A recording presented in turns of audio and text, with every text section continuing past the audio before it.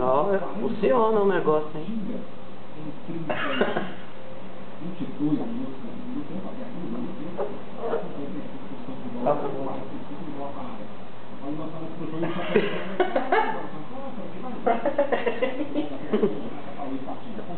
Que cheiro é esse, minha mãe?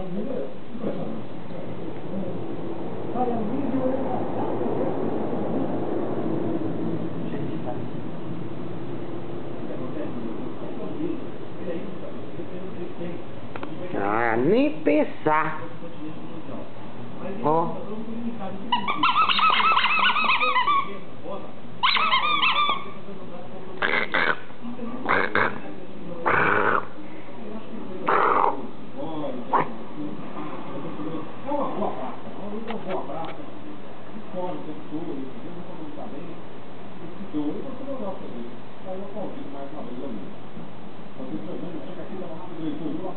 Zeca. Zeca. Zeca. Com certeza, meu. Por quê? Ele tem que fazer o seguinte. Ele chegou à seleção brasileira fazendo o seguinte.